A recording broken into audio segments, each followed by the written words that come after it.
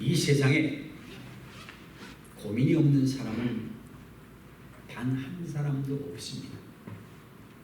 마태복음 26장 38절에 보면은 우리 주님께서도 제자들에게 이르시되 내 마음이 심히 고민하여 죽게 되었도다 말씀을 하셨습니다. 그런데 누구에게나 있는 이 고민을 무엇 때문에 하느냐는 것은 대단히 중요합니다. 고민의 질이 그 사람의 인격의 척도이기도 하기 때문입니다. 우리가 기억해야 될 사실은 고민한다는 것은 마음이 불편하고 아프다는 것입니다. 그래서 우리 믿는 자는 지나치게 고민하는 것은 불신앙이요 또 믿음이 없는 것입니다. 우리 아픈 마음을 내 주님께서 아시므로 성도는 고민을 하되 일의 결과는 하나님께 맡기고 고민으로 인하여 더 진실해지고 겸손해지고 더 큰 믿음으로 자라는 계기로 삼아야 할 것입니다. 오늘 본문으로 돌아가서 20년 전에 형을 속이고 아버지의 축복을 가로챈 야곱,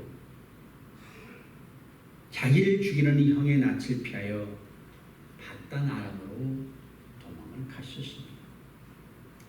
그곳에서 막대한 부를 이룬 야곱은 이제 자기 아버지 집으로 귀향을 합니다. 그런데 그 길이 한없이 불안하기만 합니다. 왜? 20년 전 형에게 진 죄가 있기 때문입니다.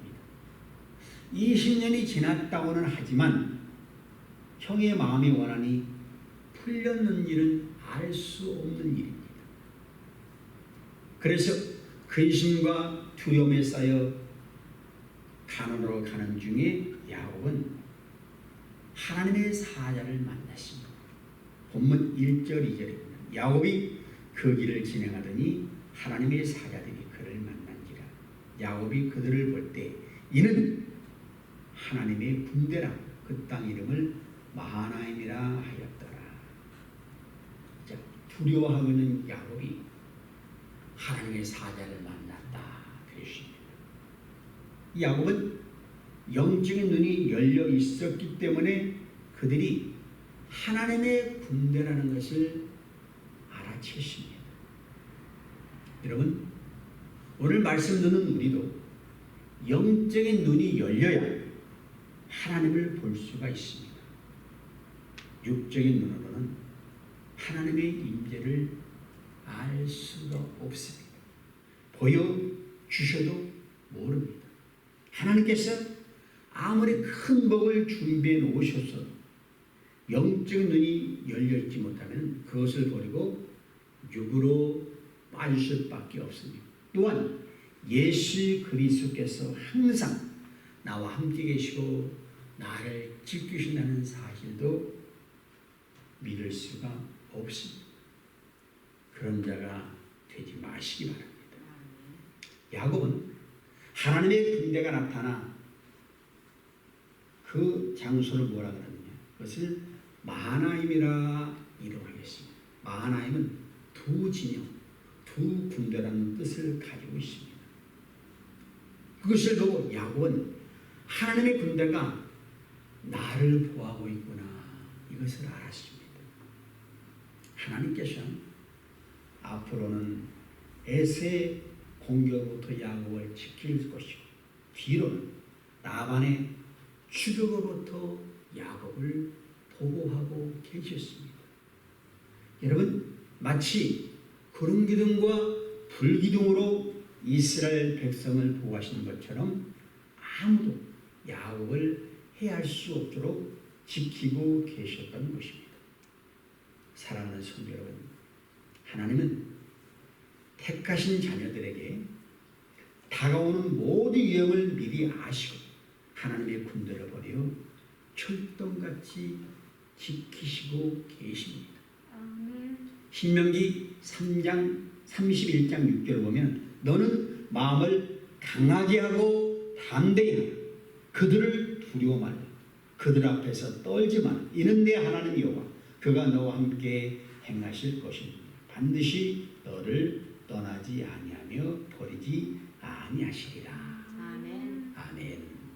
하나님께서는 위기의 순간에 야곱과 함께한 하나님의 군대가 어느 적군보다도 강하다는 것을 보여주셨습니다.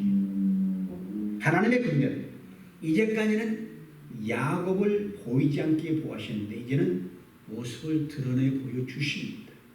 그것은 야곱이 여기까지 이르는 동안에 부딪혔던 모든 일들보다도 훨씬 더 큰 위험에 부딪힐 것이기 때문에 너는 두려워하지 말라는 것이에요.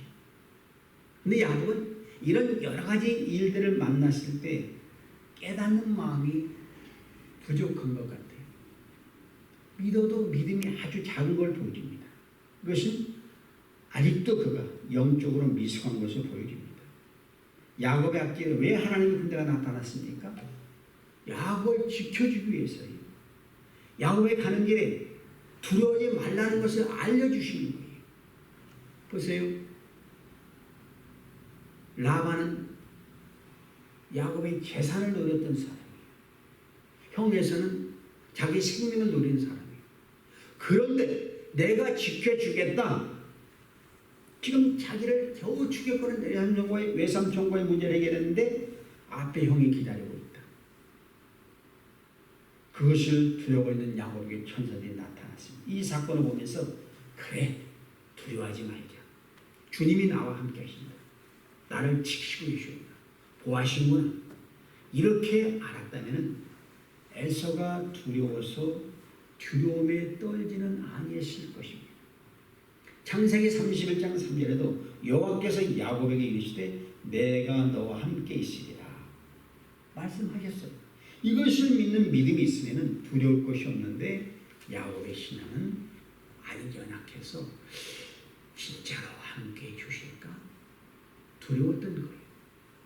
사실 야곱뿐만 아니라 많은 사람들이 영적으로 깨우지 못하니까 하나님의 보호하심 속에 있으면서도 불안과 두려움 속에 살고 있습니다. 마치 이스라엘 백성이 6월절 그 출애굽할 때 어린 양을 잡아서 그의 피를 문 인방과 솔지에 바를 때 그 밤에 나는 하나님 은혜로 무사히 지는 것이 안심하고 지낸 사람이 있었는가 하면 어떤 사람들은 죽을까봐 밤새 떨면서 지낸 사람도 있었을 것입니다. 우리는 하나님의 보호하심 속에 살아야 됩니다. 야곱이 20년간이나 떠나있던 고향으로 하면서 먼저 형 에서에게 사람을 보내서 야곱이 돌아온 것을 알렸습니다. 여러분, 사람이 살면서 가장 두려워하는 것이 무엇일까요? 생명의 위협을 받는 일이 아닐까요? 그 다음으로는 우리 가족이 어떤 위협을 만나지는 않을까? 그리고 내가 지금까지 쌓은 모든 부영화를 빼앗기지 않을까 하는 것들이 거의 대부분일 것입니다. 여러분이 이런 위기를 만났다면 어떻게 그 위기를 극복하시겠습니까? 우리는 믿음의 사람입니다. 이 말은 위기에 대처하는 방법이 세상 사람과 달라야 된다는 말입니다. 내게 생명과 처자식과 소외된 위협이 닥쳤을 때 어떻게 대처하느냐? 여기에 하나님의 자녀다운 답이 나와야 됩니다. 이것이 우리가 오늘 본문을 통해서 배우는 교훈입니다. 드디어 야곱이 보낸 사자들이 돌아갔습니다. 그들이 하는 말이 야곱이 듣고서 두려움을 안게 충분합니다. 형 에서가 지금 군사 400명을 거느리고 자기에게 온다 이거예요. 오면은 그냥 오거나 두세 명만 함께 오면 될 것이지 400명으로 데리고 온다. 두려움이 가슴을 막았습니다. 잊고 싶었던 20년 전 일이 생각났습니다. 형과 아버지를 속여 장자권을 빼앗고 도망쳤던 일. 그로 인하여 분을 품고 야곱을 벼르고 있을 형을 생각하니까 두려워. 이때 야곱이 뼈저리게 깨닫는 것이 무엇이었겠습니까? 내 이 괴로움, 다름 아닌 나의 죄 때문이다. 20년이 지난 뒤에도 죄는 가시처럼 나를 찌르고 있고, 죄를 지어서는 결코 많은 물질로도 행복할 수가 없구나. 뼈저리게 깨달았을 거예요. 여러분, 범죄자는 아무리 많은 것을 가져도 행복할 수가 없습니다. 죄는 아무리 세월이 흘러도 반드시 그 사람을 파멸 몰고 결국은 지옥으로 끌고 가고자 애를 씁니다. 야곱이 결코 형과 대적에서 싸울 만한 상대가 아닙니다. 형이 칼을 들어 빼든다면 그와 맞서준 사람이 자기와 자기 아들 10명, 자기가 버린 종들 몇 명, 이것밖에 안 돼요. 형과 싸운다면 결과는 뻔해요. 그가 지금까지 피땀으로 쌓아온 모든 재산, 자산을 잃는 것은 한순간이에요. 위기 중에 위기가 아닐 수 없습니다. 형 한 사람이 무서워서 피해서 외삼전쯤으로 도망갔는데 이제 20년 지나니까 야곱 앞에 400명이 병력이 몰려오고 있다. 그러면 다시 방향을 줘서 외삼전에게 갈까? 그럴 수도 없어요. 참으로 급박한 상황입니다. 자, 야곱이 자기 앞에 닥친 위기를 풀어가는 방법을 한번 보십시오. 7절, 8절. 야곱이 심히 두렵고 답답하여 자기와 함께한 종자와 양과 소와 약들을 두 떼로 나누고 이르되 에서가 와서 한 떼를 치면 남은 한 떼는 피하리라. 자, 이게 자기 나름대로 방법을 마련한 거죠. 여러분, 야곱은 하나님이 택하신 자입니다. 이 말은 하나님을 떠나서는 아무것도 할 수 없다는 뜻과 똑같습니다. 우리는 하나님 떠나서는 아무것도 못합니다. 하나님은 야곱을 불꽃 같은 눈으로 지키시고 눈동자같이 사랑하십니다. 그러므로 야곱이 위기를 관리하는 데 있어서도 세상 사람에게는 통할 수 있는 방법이 야곱에게는 통하지 않을 수가 있고 세상 사람에게는 너무너무 어리석게 보이는 방법이 야곱에게는 위기를 극복할 수 있는 지혜가 될 수도 있습니다. 이것은 비단 야곱에게만 해당되는 일이 아니라 오늘 우리에게도 동일하게 적용되는 사실입니다. 형의 군대를 앞두고 야곱이 모든 짐승의 떼를 두 떼로 나눴습니다. 두 떼로 나눠가지고 사이를 멀리 떼어놓아요. 왜? 형이 치고 들어온다 해도 두 떼를 동시에 못 치니까 한 떼를 치면 한 떼는 피해서 그거를 건지려고 그런 속셈. 이런 행동이 세상적인 눈으로 보면 대단히 지혜로울 수 있습니다. 그러나 믿음으로 보면 이것은 어리석은 행동입니다. 우리는 신앙에 떠나면요 어리석은 불신앙의 행동이 아주 지혜스럽게 보여요. 결국 그러다가 자기께 자기가 빠집니다. 지금 야곱이 고향으로 가고 있는 것은 하나님이 가라고 하셨기 때문입니다. 그 명령 따라 가고 있습니다. 분명히 하나님께서는 내 조상의 땅 내 족속에게로 돌아가라. 내가 너와 함께 있으리라. 그렇게 약속하셨어. 이런 약속을 의지하고 돌아가는 그가 형이 400명이 아니라 4,000명을 데리고 온다고 해도 두려워할 건 없는데 그걸 못 믿으니까 재산을 두 대로 나눌 때 얼마나 힘들었겠어요. 우리는 이것을 통해서 나 역시 하나님을 믿는다 하면서도 이런 어리석은 행동을 할 때는 없는가 생각해 봐야 됩니다. 우리는 하나님을 믿는다면 우리 행동도 믿음에 일치시켜 있습니다 하는데 환경은 못 받아들여요. 하나님이 우리에게 원하시는 게 무엇인가를 생각해야 됩니다. 문제 해결은 사람의 계량에서 나오는 것이 아니고 하나님의 도우심에서 옵니다. 아무리 완벽한 준비를 해놨어도 하나님이 흩으시면 한순간에 무용지물이 됩니다. 본문에 나타난 야곱 믿음은 그의 교활한 술책과 뒤섞여 있는 거예요. 성도가 믿음으로 이 세상 살아갈 때 수많은 위기와 갈등에 만납니다. 이럴 때 문제 해결 방식이 뭔가 할 때에 언제나 하나님의 약속의 말씀을 통해서 이것이 하나님의 뜻에 오릅니다. 그래서 우리가 기도할 때 영적인 분별력을 허락하소서. 이게 대단히 중요합니다. 이 분별력이 없으면요 뒤죽박죽이에요. 여러분 인간의 노력이나 물리적인 방어 그 어떤 것도 문제를 해결할 수 있는 경우를 만나게 됩니다. 우리는 내게 어떤 위험이 있다면 그분의 선하신 계획을 이루실 것이라는 믿음을 가지고 하나님 앞에 나가야 됩니다. 그것이 없다면 하나님을 의지 안 해요. 인간은 이상하게도 내가 요만큼이라도 할 수 있다면 그거 내가 해보려고 해요. 야곱은 하나님의 인도하심을 기다리기보다는 자기 힘으로 위기를 해결해 보려고 발버둥칩니다.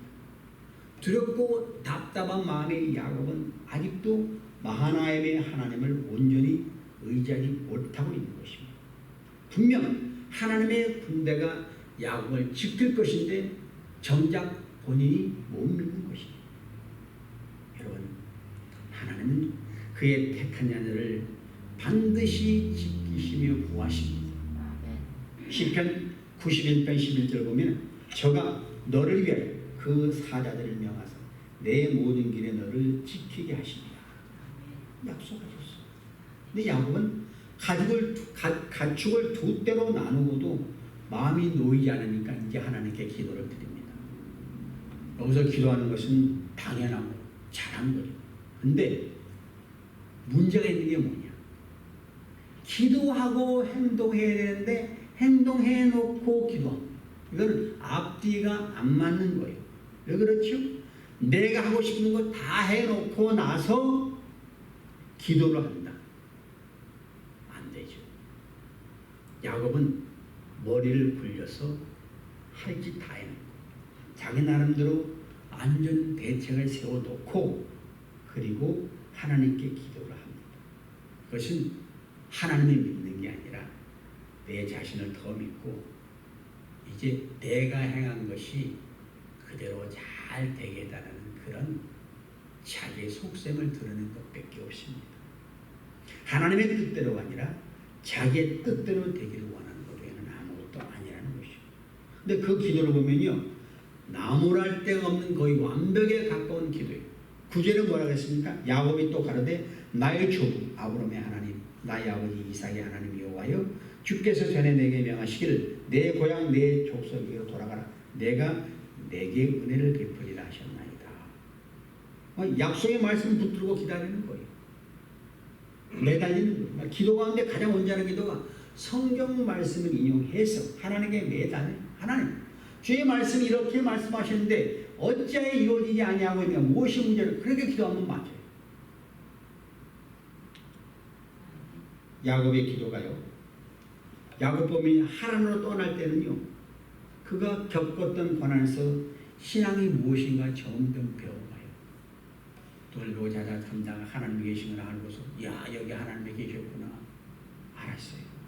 이제 하늘에서 나올 때는 그가 겪고 있는 고난을 통해서 더 성숙한 신앙으로 나아가는 거예요. 야곱은 아버지 이삭에 했던 기도의 복을 물려받은 사람이 아니라 이제는 스스로가 기도해서 스스로 그의 자녀들을 위해서 복을 만들고 복을 물려주는 그런 사람으로 되어가고 있는 것이에요. 어린애같이 항상 의지하는 신앙이 아니라는 거죠. 10절 나는 주께서 주의 종에게 베푸신 모든 은총과 모든 길을 조금이라도 감당할 수 없사오나 내가 내 지팡이만 가지고 이 요단을 건넜더니 지금은 2배나 이뤘나이다. 20년 동안 외삼촌 집에서 있을 때 하나님께서 베풀어 주신 은혜가 너무 크다는 것을 지금 고백하면서 감사하고 있습니다. 여러분 우리 기도에서 감사가 빠지면 은혜가 빠지면 기도가 아닙니다. 작은 것이다. 하나님의 은혜를 생각하며 감사하는 기도가 진짜. 그래서 감사가 많을수록 그 기도는 하나님이 기뻐하시고 기도만큼 감사의 조건이 넘칩니다. 야곱이 빈손 들고 하나님으로 도망갔었는데 지금은 모든 것을 이루었다. 이것이 하나님의 은혜다. 깨달은 거예요. 그렇게 하나님의 말씀대로 이루어진 것이 죄인에게 축복해 주시는 것이 고기를 넘기게 해주는 것을 아는 거예요. 그러니까 사람이 위기를 만나기 전에는요 전혀 모릅니다. 오늘의 나의 낮은 것이 하나님이 되는 것을 전혀 모릅니다. 야곱이 처음에는 두려워서 하나님께 기도하다가 하나님의 은혜와 감사를 발견한 거예요. 우리가 기도할 때 처음에는 내 필요에 따라서 자기 욕심으로 기도해요. 이것도 달라 저것도 이렇게 해달라 저것도 해달라. 그런데 기도하다 보면 어떤 일이 일어납니까? 내가 환경을 변화시켜달라고 그렇게 기도했는데 기도하다가 내가